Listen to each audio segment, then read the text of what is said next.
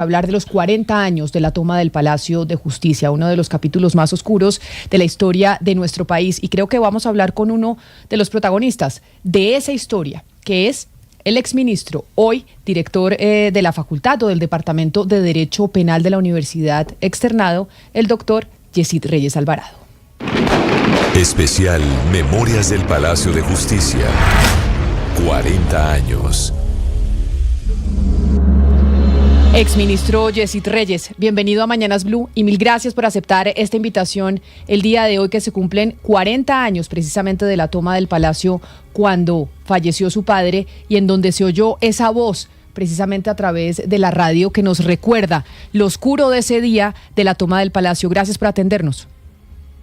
Buenos días, Camila. Muchas gracias a usted y a su equipo por la invitación. Me parece importante para aquellas nuevas generaciones que no recuerdan esa voz de su papá, quien ahora presidente de la Corte Suprema de Justicia, cuando llama y pide auxilio del presidente Belisario Betancur para que pare lo que está sucediendo en ese momento en el Palacio de Justicia. Que el presidente de la República dé finalmente la orden de que cese el fuego. Inmediatamente. Pásame el teléfono, magistrado. Un momento, por favor, un momento. Oiga, es increíble, habla Alfonso Yaqui, el segundo al mando de este operativo. El presidente de la República no le ha pasado el teléfono al presidente de la Corte y se va a morir porque el presidente de la República, ni siquiera con su poder jurisdiccional. Es increíble que el M-19 no es el que se ha tomado el Palacio de Justicia, se lo tomó los tanques del ejército. Es lo increíble, el ejército gritó con sus tanques y que están sonando los tiros. Cuando entra en este piso nos morimos todos, sépalo. A ver, pásenos al doctor Reyes Chandía. Y ahí es donde empieza a contarse una historia que todavía pues no se conoce, o yo no sé si usted coincida conmigo, exministro Yesid Reyes, en su totalidad de lo que pasó en esos 2 días en el Palacio de Justicia. Escuchábamos la voz de su papá desesperado diciendo que no podía ser posible que el presidente de la República no le pasara al presidente de la Corte Suprema de Justicia, y ahí argumentaba que quienes habían entrado y generado toda la catástrofe habían sido los militares y no directamente el M-19. Sin embargo, escuchamos, por ejemplo, a un hijo de otra de las víctimas, el doctor Medellín, durante esta semana, diciendo que esa narrativa que se había instaurado en nuestro país era equivocada, que acá realmente los máximos responsables eran los integrantes del M-19 y no el ejército. Sobre esas palabras que ha dicho el doctor Medellín durante esta semana, yo quería preguntarle cuál era su posición, también como víctima y como hijo del presidente de la Corte de ese entonces. Sí, yo creo que es evidente la doble responsabilidad en lo que ocurrió hace 40 años en el Palacio de Justicia. Evidentemente hay una responsabilidad del grupo guerrillero M-19 que entra al Palacio de Justicia, comete delitos o conductas que son delitos en Colombia, de acuerdo con la legislación penal colombiana, pero que también comete conductas que son reprobables como delitos a nivel internacional.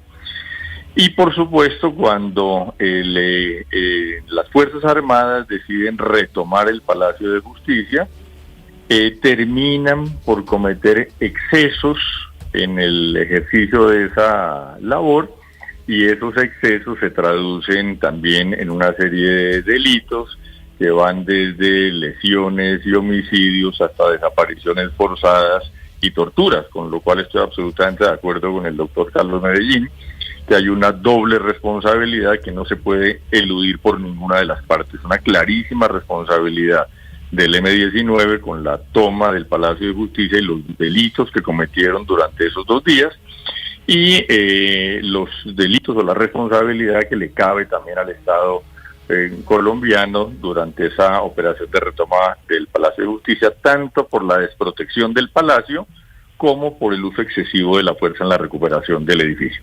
Exministro Reyes, tengo entendido que usted tenía más o menos 25, 26 años cuando se da la toma del Palacio de Justicia, y en donde se oye la voz de su padre pidiendo pues encarecidamente que el presidente de la República pues intercediera en lo que estaba pasando ese día en el Palacio. ¿Usted pudo hablar con su papá en ese momento? ¿Usted en ese día tuvo comunicación con su padre cuando estaba sucediendo esto en la toma del M-19 del Palacio de Justicia?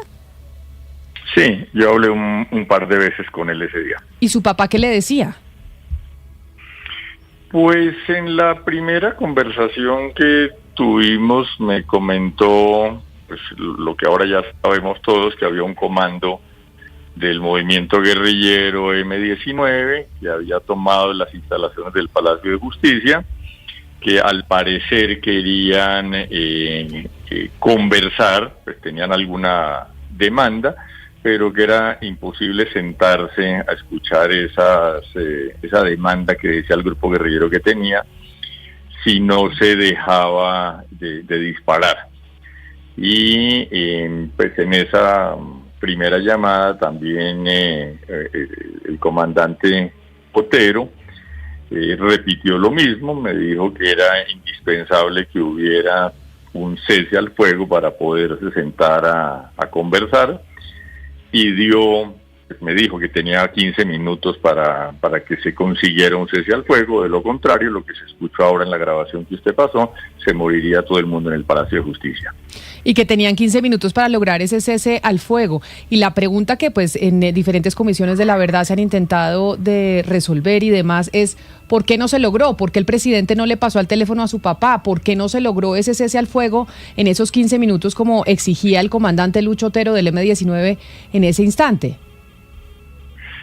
Pues cada uno por nuestra parte, los que teníamos conocimiento de ese ultimátum, pues hicimos lo posible por buscar alguna respuesta de parte del gobierno. Pasaron, en lo que a mí respecta, mucho más de 15 minutos, incluso algo más de media hora.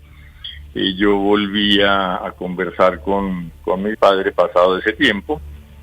Me dijo que no había podido hablar con el presidente de la República, pero me dijo que sí había logrado hablar con el director general de la policía, que era el general Delgado Mayarino, y que el general Delgado Mayarino le había asegurado que la orden de cese al fuego ya se había dado, pero que parece que había un problema de comunicación, que la orden, que al parecer habría salido de la casa de Nariño, no había llegado a la tropa.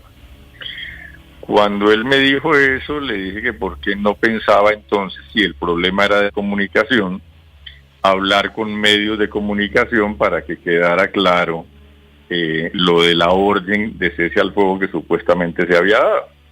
Él me dijo que tenía que consultarlo con Otero, le preguntó a Otero. Otero le dijo que le parecía bien, y en consecuencia yo llamé a una emisora que era Caracol en esa época, el director era Yamid Amad, y le conté esto a Yamid Amad, le di el número del teléfono donde estaba mi padre respondiendo, y esa es la explicación de la llamada que usted acaba de sacar al aire hace unos minutos. Exministro Reyes, nosotros ayer hablábamos con el otro expresidente de la Corte Suprema de Justicia, quien hace parte de la Comisión de la Verdad, José Roberto Herrera, y yo le preguntaba al expresidente, al exmagistrado, que por qué razón, si ha habido comisiones de la verdad, por qué razón, si tanto se ha investigado sobre lo que pasó hace 40 años en el Palacio de Justicia, hoy en los medios de comunicación seguimos planteando a nivel nacional y local que hay muchas preguntas por resolver, que todavía 40 años después no sabemos exactamente qué fue lo que sucedió. Y el presidente de la Corte me decía porque en el Palacio de Justicia hubo un pacto de silencio por parte de los militares. Y hay quienes dicen que no solo hubo un pacto de silencio por parte de los militares, sino también del M-19. ¿Usted cree que la razón por la cual no se conoce toda la verdad, si es que no se conoce, es porque hubo ese pacto de silencio? Sí, es muy difícil conocer los detalles de lo ocurrido durante 28 horas, fueron muchas horas con muchas cosas que ocurrieron en esos casi 2 días, y desde luego los que saben, los que pueden saber más detalles de lo ocurrido fueron las dos partes que intervinieron en estos sucesos, que son el M-19 y las Fuerzas Armadas. Al final de la toma del Palacio de Justicia, recuerde que hubo un pésimo manejo de la escena de todos estos crímenes, porque se movieron de manera antitécnica los cuerpos, se lavaron partes del Palacio de Justicia y toda esa actuación de las autoridades en ese momento dificultó muchísimo la determinación de lo que pasó en el Palacio de Justicia. Pero aparte de eso, de que hubo una evidente manipulación de la escena de los delitos, pues es verdad que los que más conocimiento tienen son personas de las Fuerzas Armadas que estuvieron en ese operativo y personal del M-19 que no solamente estuvo al tanto de la operación antes de que ya ocurriera, sino que después seguramente tuvieron comunicación con por lo menos la única guerrillera que conocemos que salió viva del Palacio de Justicia. Entonces sí, creo que las partes involucradas principalmente en estos sucesos no han querido contar la totalidad de los detalles sobre esos 2 días de la toma del Palacio de Justicia. Exministro Reyes, usted es de los mejores penalistas de Colombia, hoy dedicado a la academia, como yo decía, director del Departamento de Derecho Penal de la Universidad Externado, y pues se ha dedicado, entre otras también, pues a investigar qué fue lo que pasó ese día en donde falleció su padre, a quien acabamos de escuchar. ¿Qué es lo que a usted le falta por saber hoy, 40 años después de la toma del Palacio? ¿Qué es lo que usted dice está inconcluso? No, pues hay muchísimos detalles de lo que pasó. Nosotros sabemos con claridad, o todo el mundo sabe con claridad, que un comando del M-19, de la guerrilla del M-19, se tomó el Palacio de Justicia, que hubo un combate con las Fuerzas Armadas y que como consecuencia de eso hubo lesionados, heridos, desaparecidos, torturados, etcétera. Pero detalles de cada cosa, pues no se conocen. La mayoría de los magistrados murieron en el 4º piso, por ejemplo. ¿Y qué ocurrió en el 4º piso? Es algo que no se sabe. Nadie sabe cómo murieron los magistrados del 4º piso, entre otras cosas, porque como consecuencia del incendio que se desató en la tarde del 6 de noviembre, muchísimos de los cadáveres terminaron absolutamente calcinados. Entonces, eso, por ejemplo, todo lo ocurrido en el 4º piso es algo de lo que cada uno puede tener conjeturas sobre lo que pudo haber ocurrido, pero no hay absolutamente nada que lo acredite. Y tal vez eso hace más difícil que se sane, ¿no? Que se sanen las heridas que se abrieron con la toma y retoma del Palacio de Justicia, pero lo que se sabe es esa llamada, ese audio que le ponía Camila, doctor Reyes, al principio de esta entrevista, que es una voz que para nosotros los colombianos, o que vimos, o que recordamos, o que simplemente estamos conociendo porque no estábamos vivos en esa época, llega al corazón porque se siente el dramatismo del momento. Pero usted, ¿cómo lo vivió como hijo y cómo lo recuerda como hijo? Porque yo he visto muchas entrevistas suyas, doctor Reyes, y usted siempre ha sido muy, muy aplomado, muy sensato. Incluso una entrevista que vi de esa época, usted es parecido a lo que es hoy, muy centrado. Pero en la intimidad, ¿cómo vivió usted ese audio que hoy todos conocemos y cómo logró superarlo? ¿Cómo se vive una situación así en una familia como la suya? En el caso del audio por el que me pregunta específicamente, pues yo sabía exactamente lo que iba a pasar, porque como le comenté hace un momento, la idea fue justamente mía, la idea de que mi padre saliera a hablar por los medios de comunicación era mía, consultada con Otero, consultada con mi padre, de tal manera que yo sabía perfectamente que la llamada se iba a producir y que iba a pedir mi padre durante esa llamada. De tal manera que en ese episodio concreto pues no había ninguna sorpresa, por decirlo de alguna manera, sobre lo que iba a ocurrir. En cuanto a la toma general del Palacio de Justicia, pues teníamos relativamente cercana la experiencia de la toma que el mismo grupo guerrillero M-19 había hecho a la Embajada de la República Dominicana. Y entonces mi primera reacción cuando supe de la toma al Palacio de Justicia fue que iba a ocurrir lo mismo. Dije, fue lo que pensé, se vienen unas semanas de un secuestro, de unas negociaciones larguísimas, y al final todo va a terminar resuelto, pues como se resolvió la toma de la embajada, con alguna clase de acuerdo entre el Estado colombiano y los guerrilleros y la liberación de los rehenes. La verdad que nunca se me pasó por la cabeza que esto fuera a tener ese desenlace, por lo menos no en las primeras horas. La forma como manejó la toma de la embajada un gobierno que era muy conocido como un gobierno de derechas, que era el gobierno del presidente Turbay, con una cúpula militar muy radical también, pues me hacía suponer que un gobierno muchísimo más proclive a la paz como el que era el de Belisario Betancur, pues debería conducir sin ninguna dificultad a una solución negociada.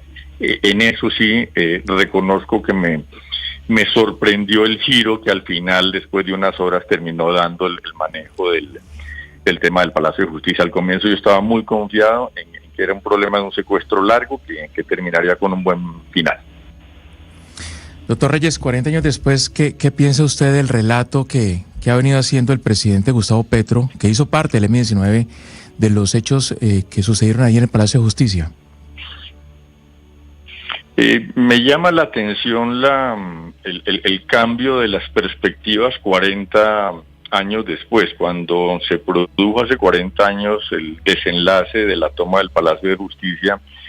Había un consenso bastante generalizado de la responsabilidad del grupo guerrillero M-19 en todo este holocausto. Y en cambio había mucha resistencia a aceptar que el Estado había incurrido también en responsabilidades. Y 40 años después, viendo manifestaciones que se han hecho por parte del presidente de la República y de algunas otras personas, veo que la visión parece para algunas haberse invertido. Hoy parece absolutamente claro que hubo una responsabilidad del Estado en la reacción frente al ataque del grupo guerrillero M-19, pero que hay personas que están interesadas en minimizar o hacer desaparecer la responsabilidad del M-19. Entonces vuelvo al comienzo de lo que decía Camila. Debe quedar absolutamente claro que aquí hubo una enorme cantidad de delitos de naturaleza nacional e internacional, por las que hay responsabilidades clarísimas de parte del movimiento guerrillero M-19 que se tomó el Palacio de Justicia, como de parte del Estado colombiano por el uso desmedido de la fuerza para la recuperación del palacio. Doctor Reyes, ¿a usted qué tan verosímil le parece la versión de que Pablo Escobar financió la toma del palacio? Y le aporto un poco de contexto para los oyentes. Esa versión pues la ha aportado Virginia Vallejo, pareja del narcotraficante alias Popeye, su jefe de sicarios, Alba Marina Escobar, hermana de Pablo Escobar, y adicionalmente pues el abogado Manuel Gaona Bejarano, hijo del magistrado Manuel Gaona Cruz, dijo que ese mismo día su padre llevaba la ponencia, el expediente de la ley de extradición, y que ese mismo día en la mañana del 6 de noviembre se iba a discutir la ley de extradición, pues como posible contexto que reforzaría esa teoría, y me gustaría oír su opinión académica y también como víctima, por supuesto. Sí, Carlos Castaño también lo escribió en el libro que publicó. O sea que hay varias personas que tuvieron relación con grupos del narcotráfico que han señalado la financiación de narcotraficantes para la toma. En el caso mío, yo visitaba con alguna frecuencia en esa época la cárcel. Tenía algunos clientes, ya ejercía la profesión de abogado, tenía algunos clientes privados de la libertad, y con alguna frecuencia los visitaba. Y en una de esas visitas, poco menos de más o menos una semana antes de la toma del Palacio de Justicia, uno de esos clientes me preguntó dónde va a estar su padre la semana entrante.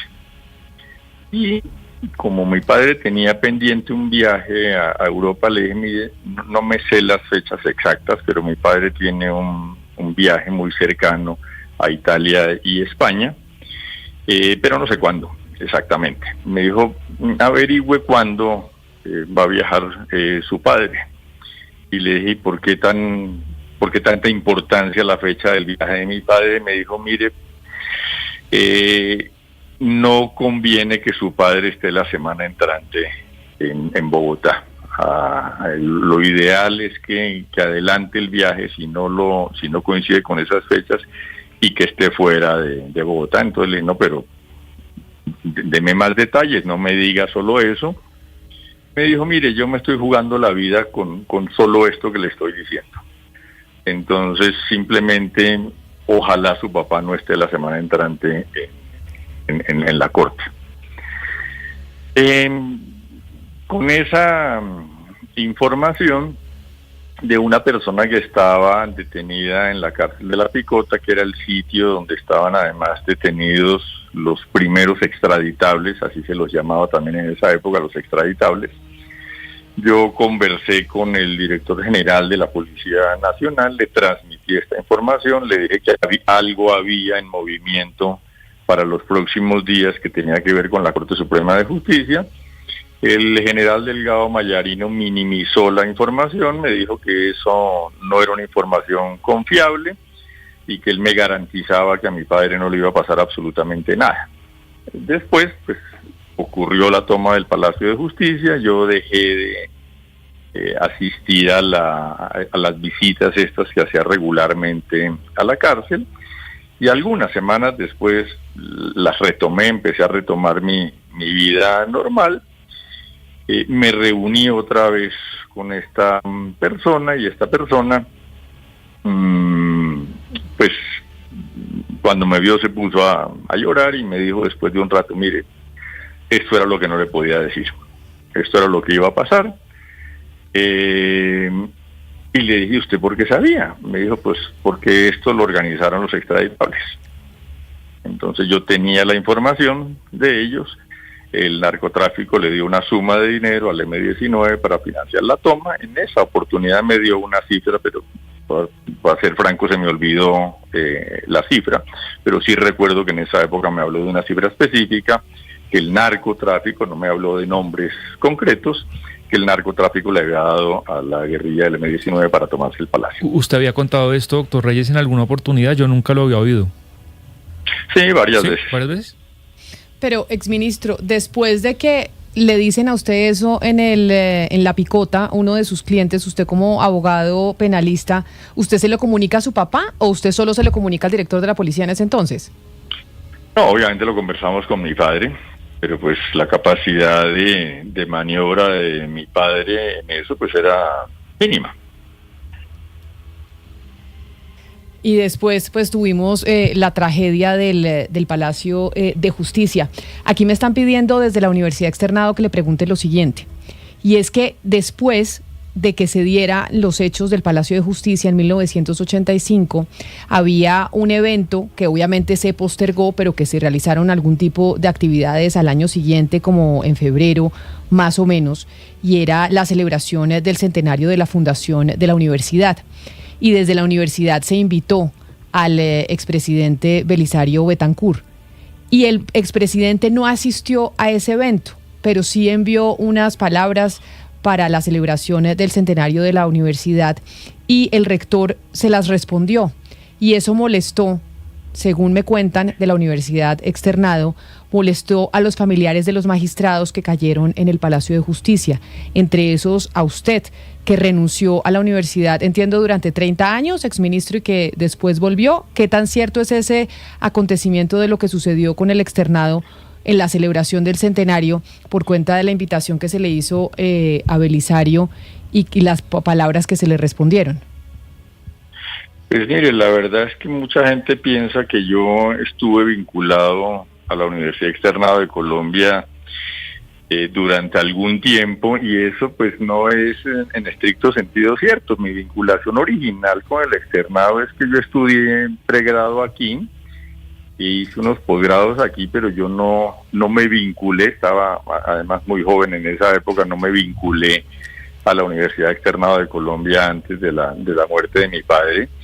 De tal manera que no, estos 30 años que usted menciona, yo simplemente he estado en distintas universidades, algunas fuera del país, otras en el país, y mi vinculación al Externado es relativamente reciente. Entonces, episodios como los que usted comenta los he escuchado yo, pero ni estaba vinculado al Externado en esa época, ni los viví realmente desde el punto de vista personal. He escuchado que hubo reacciones, no sé si esa invitación o alguna actitud del presidente Betancur en esa época, pero le repito, no estaba vinculado al externado y no tengo conocimiento directo de eso.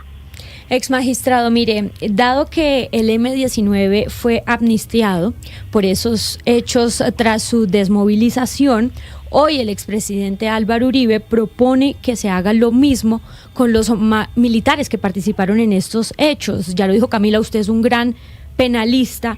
Desde lo jurídico, ¿ve algún asidero a esta propuesta? Y como familiar de víctima de una persona que falleció en estos hechos, ¿cómo ve esta propuesta? ¿La ve viable? ¿La considera acertada? Pues es una propuesta que puede abrir muchísimas discusiones que yo pensé que estaban por lo menos parcialmente cerradas. Una primera discusión es si se está proponiendo una amnistía para los militares, pues se está asumiendo que hubo militares que cometieron delitos durante el ejercicio de recuperación del Palacio de Justicia, lo cual pues me parece que una novedad si es desde el punto de vista de un reconocimiento, es decir, si va a haber integrantes de las Fuerzas Armadas que van a aceptar que tuvieron responsabilidad en esos delitos y como consecuencia de esa admisión de responsabilidad van a pedir una amnistía. Me parece positivo en el sentido de que parecería que va a haber un reconocimiento expreso de responsabilidad de algunos integrantes de la fuerza pública en los delitos ocurridos durante la recuperación del Palacio de Justicia. Esa es una primera faceta que veo como novedosa de esta propuesta. Y la segunda faceta, pues sería interesante porque se va a abrir una discusión sobre si los delitos de naturaleza internacional que se cometieron en esa época pueden ser objeto de esta clase de amnistías, que es un problema bastante discutible, porque hay normas internacionales y costumbres internacionales que señalan que lo que antes se llamaban actos de ferocidad y barbarie y hoy tienen nombres más técnicos como crímenes de guerra y delitos de lesa humanidad no pueden ser objeto de amnistías e indultos. Pues es el exministro de Justicia, Yesid Reyes Alvarado, además hijo del expresidente de la Corte Suprema de Justicia, Reyes Echandía. Exministro, gracias por haber aceptado esta conversación con nosotros, pues para recordar lo que pasó hace 40 años, que yo creo que es importante que las nuevas generaciones pues no olviden lo que sucedió para no repetirlo y para seguir esclareciendo lo que aconteció ese 6 y 7 de noviembre de 1985. Gracias por haber estado aquí en los micrófonos de Blue Radio. Un abrazo especial. Gracias a usted, Camila, y a todo su equipo. Camila, mire, muy revelador el testimonio del doctor Yesid Reyes. Muy revelador porque además el testimonio de alguien que estaba allí en los hechos, que presenció todo y que además tuvo comunicación con su padre, el expresidente de la Corte Suprema de Justicia. Pero mire que hay en esta conversación con el doctor Reyes una cuestión bien interesante. Primero, en el audio, Camila, que se escuchó al comienzo, que es la voz del doctor Reyes Echandía, diciéndole al presidente de la República que por favor cese el fuego. La voz que se escucha ahí al lado es la de Alfonso Yaqui. Alfonso Yaqui era uno de los que se había tomado el Palacio de Justicia por parte del M-19. Él es el que dice que quede la constancia que es el ejército el que se está tomando el Palacio de Justicia. La voz que se escucha ahí es la de Alfonso Yaqui, que también muere en los hechos. Pero bien revelador, Camila, el testimonio del doctor Yesid Reyes sobre la visita de la picota, porque el doctor Nilson Pinilla, que fue presidente de la Corte Suprema de Justicia también y que hizo parte de la Comisión de la Verdad de los 3 presidentes de la Corte que investigaron los hechos del Palacio de Justicia, ratifica esta información. Porque el doctor Nilson Pinilla dijo en estos días, a propósito de los 40 años del Holocausto, que la orden que tenía el M-19 era asesinar a los magistrados de la Corte Suprema de Justicia porque para eso le había pagado Pablo Escobar. Lo dijo el doctor Nilson Pinilla, que fue parte de la Comisión de la Verdad. Y él, en esa misma declaración, el doctor Nilson Pinilla desvirtúa otra versión que también se hizo carrera en su momento, que era que el M-19 lo que había hecho era tomarse el Palacio de Justicia para hacerle un juicio político al presidente Belisario Betancur para destituirlo. El doctor Nilson Pinilla lo que dice es, no, los del M-19 tenían la intención de asesinar a los magistrados de la Corte Suprema de Justicia, porque eso fue la orden que le dio Pablo Escobar y por eso fue que les pagó. Entonces yo sí creo que esa versión de que el cartel de Medellín tuvo una estrecha relación con el M-19 para la toma del Palacio de Justicia está más que ratificada, Camila. Esta mañana decía Camila y Oscar, uno de los entrevistados aquí en Blue Radio, que hay verdades que son verdades aunque no haya pruebas, y esa era una de ellas. Y a pesar de que había sido este señor Popeye y Virginia Barco los que habían hablado de esa contratación por parte del cartel de Medellín del M-19 para tomarse este palacio y eliminar todos los archivos, pues que son personas, digamos, poco creíbles, había que creerles pues porque eran los testimonios que había al respecto, y yo sí creo que la cosa iba por allí. Pero mire, con respecto al tema del indulto, Camila, porque en estos días que hemos hablado tanto de esta toma y retoma del Palacio de Justicia, pues se ha hablado del indulto y amnistía que se le dio al M-19 y que a los militares no se les había dado, y me parece que aquí dan el clavo, o al menos lo aclara mucho, porque cuando se propone darle amnistía o absolver a los militares que estuvieron inmiscuidos en esta retoma del Palacio de Justicia, no es para equiparar la cancha. Lo que implica esto es que reconocen que cometieron delitos muy graves en la retoma del Palacio de Justicia,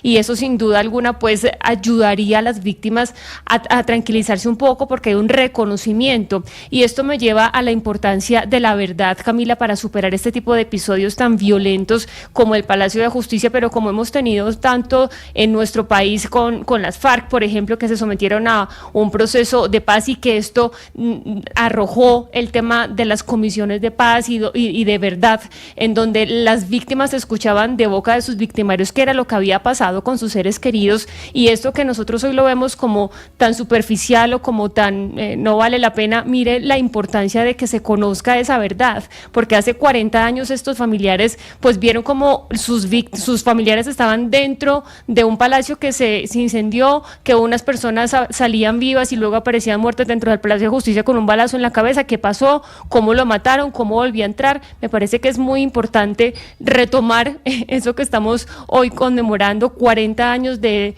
este holocausto, para, digamos, darle valor a la verdad, para superar heridas abiertas. 40 años de esto que volvemos a oír, de las palabras del expresidente de la Corte Suprema de Justicia, Yesid Reyes Echandía. Precisamente hablábamos con su hijo sobre lo que sucedió hace 40 años en el Palacio de Justicia. Que el presidente de la República dé finalmente la orden de que cese el fuego.